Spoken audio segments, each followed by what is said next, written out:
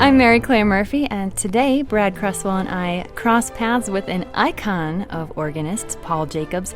This conversation preempts Paul's upcoming performance with the Toledo Symphony Orchestra on April 13th at 8 p.m. at the Toledo Museum of Art, Peristyle. We want to get the word out, and what better way to do that than to hear from the featured soloist himself. Welcome, Paul, and thanks for joining us. Oh, it's a pleasure to be with you. Thank you, Mary Claire and Brad. You know, Paul, I was looking through your website, and you're not just any organist. I mean, you've done so much, and I encourage people to read your bio and all of that before they see you. But I want to hear about some of the highlights of your career thus far. I mean, I saw that you played when you were at the age of 23. You played Bach's complete organ works. I mean, that's quite a hard pill to swallow. That's a lot of stuff.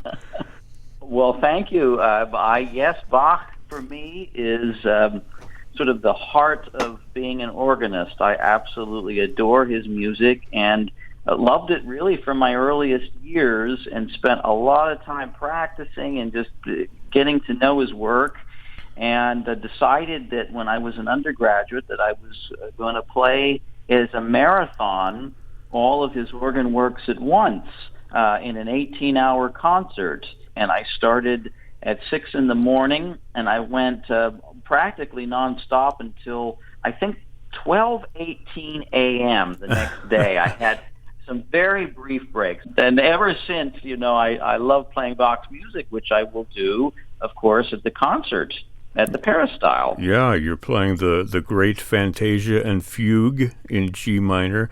What can you tell us about that piece? Yes, well, actually, I might end up switching that piece to another great prelude and fugue of Bach and play the D major, which is about the same length, and it's a very muscular, virtuosic piece, really shows off the organ and the organist very well, and just shows Bach's amazing ability to play as well with his feet as he could with his fingers. Wow. And I think that's what's so astonishing about these works for organ is the feet just move nonstop. You heard it here, folks. You might change that. Talk about the difference in what people think of an organ in an organist and what you're trying to achieve by bringing the organ into the 21st century? Sure.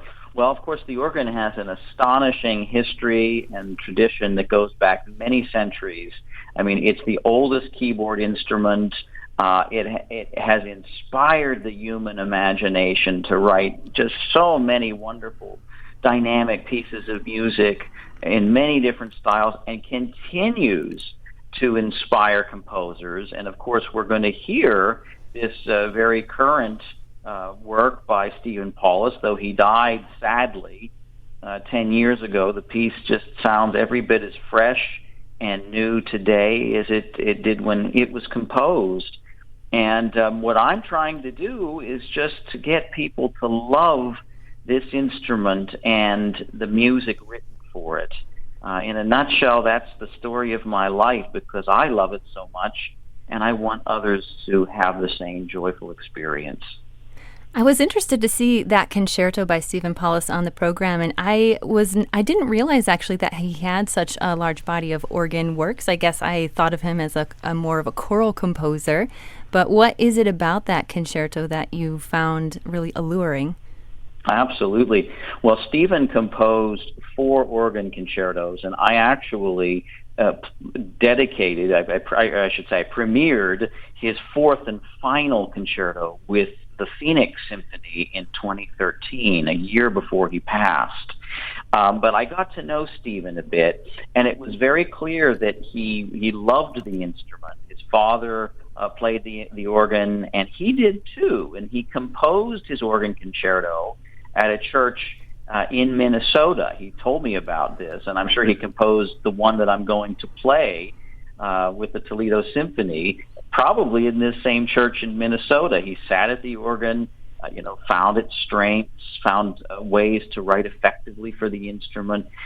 And, I often find that Stephen's music is just bursting with beautiful melody, just a wonderful adventure, a narrative of emotions, just a development of emotions and a storyline. But his melodies are just so appealing, particularly in the second movement.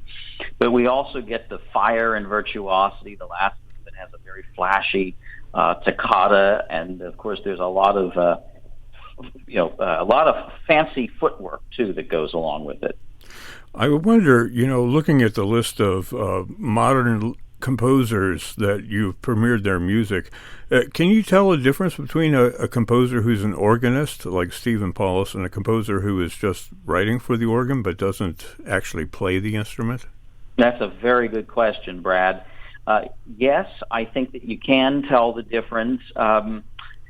I've played both. I've played concertos written by people who weren't organists, and I think that those who have some familiarity with the instrument tend to write a bit more idiomatically for the instrument with a greater understanding. On the other hand, as long as a composer is open-minded and willing to do a little homework on the instrument and study the music, they can write beautifully for the instrument, and that's what we want. Yeah, I'm just thinking of my organist at church, no less, and all the complicated things that she does just to make something happen. Then I would be very intimidated to write for the organ, I have to tell you. And it can be daunting for newcomers, new composers. But what I always tell them is, get to know an organist, but don't panic, don't worry about all the intellectual baggage that comes along with it, all the nomenclature on the organ, all these weirdly named stops and things. Just write the notes, just write music, and have an organist look at it and help you a little bit. Yeah, very good advice from one of the preeminent organists of our time, of all time, I should say. You're the first organist to win a Grammy Award, and the only one who has done so far. What was that experience like for you when you found out? Well, I think my jaw dropped to the floor.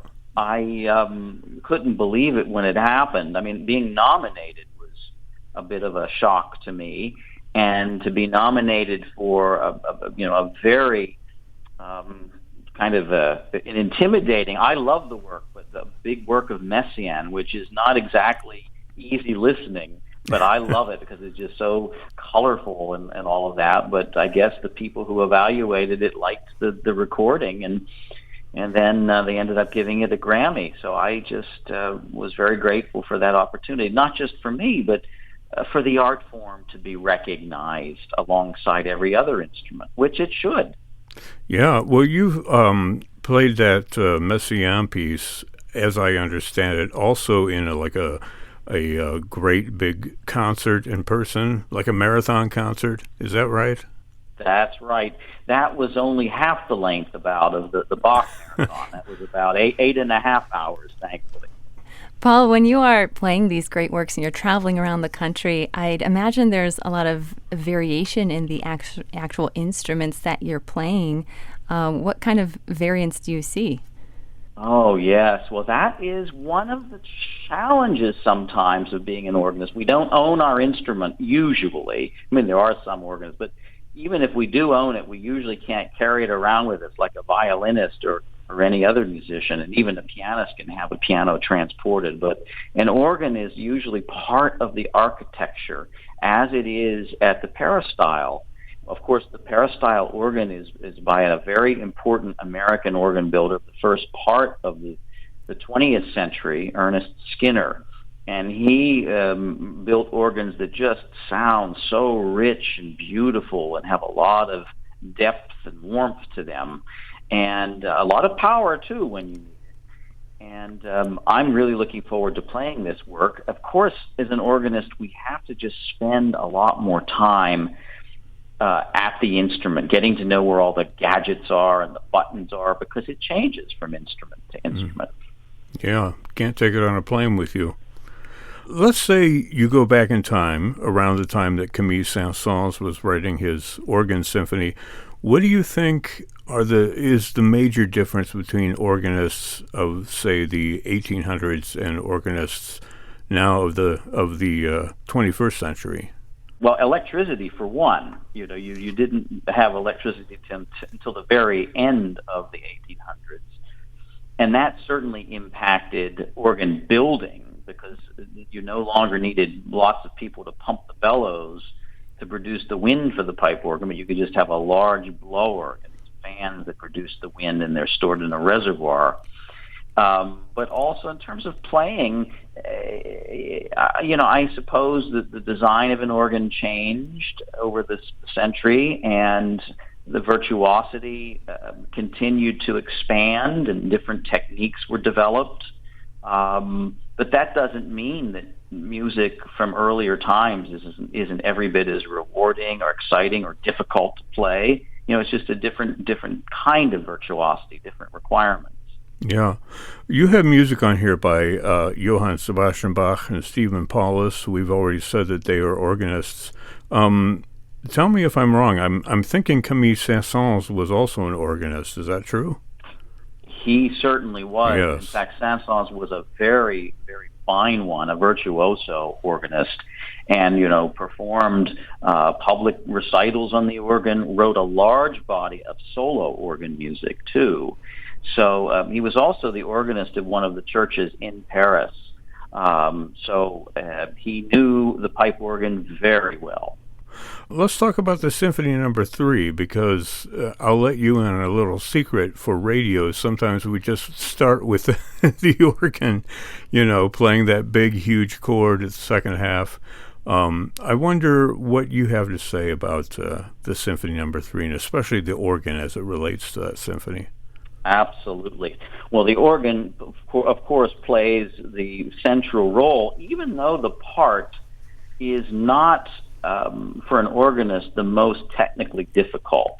Mm-hmm. I mean, it's such a central role in the sense you can't imagine that work without the organ. But the Saint-Saëns brings the organ in through the back door at the end of really it depends on how you think of the work in four movements or two. Yeah. It's usually considered two parts, but at the end of the first part, he brings it in softly. The organ just kind of purrs underneath the string, and you get the more intimate sounds of the instrument. And it's only in the second part that the organ just roars with full glory. Yeah, it may not be technically as difficult, but it's certainly impressive. It does require an organist who really knows how to register, to choose the right colors. I mean, you can't just be a pianist and sit down without any proper training of the organ and do it. You're just knowing the instrument and its strengths. That takes skill in and of itself. To convey that great dramatic, expressive quality of the symphony, do you prefer to memorize your music, or are you playing from a score?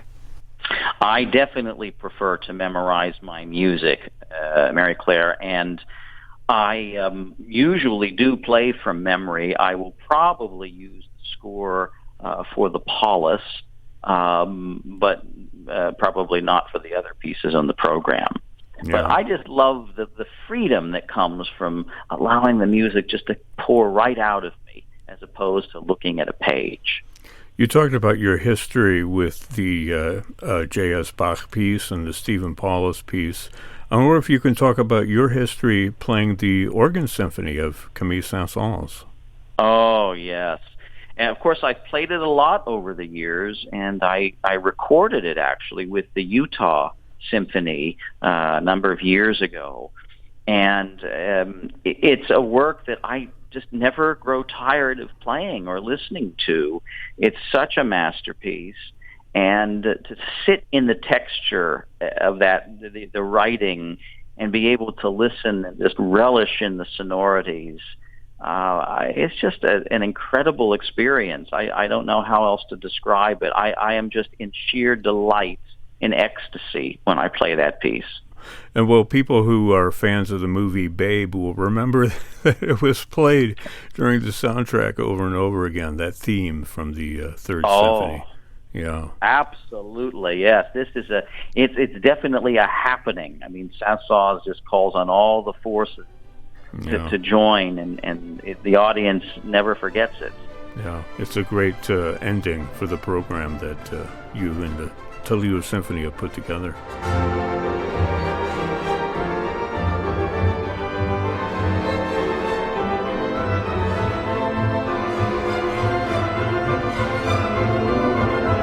Was there anything that spurred you on to become an organist? I mean, what was the turning point for you?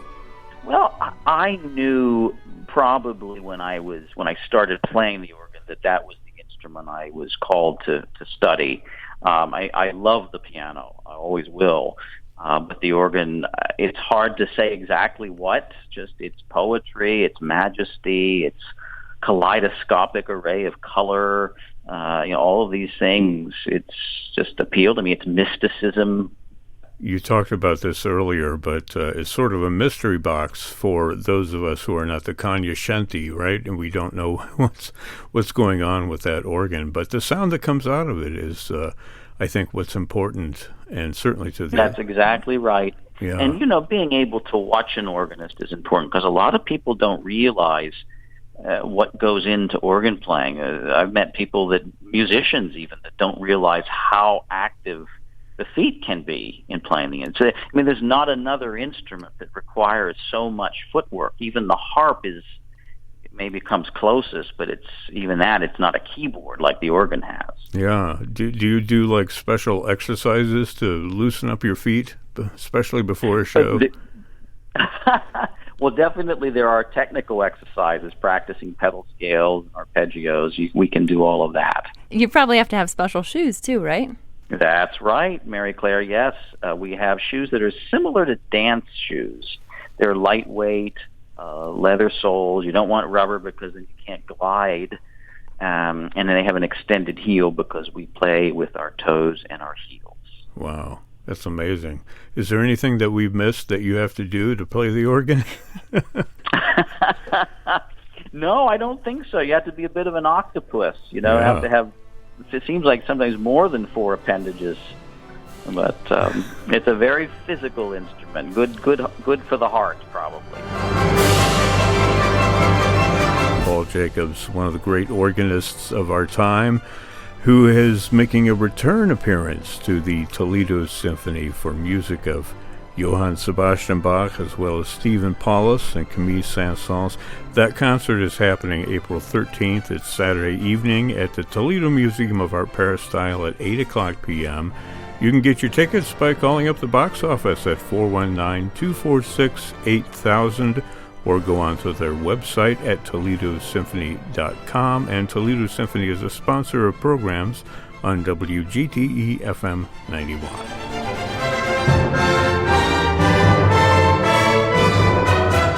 Paul Jacobs, it's such a pleasure to talk with you, and I've got my ticket. I'm ready to see you.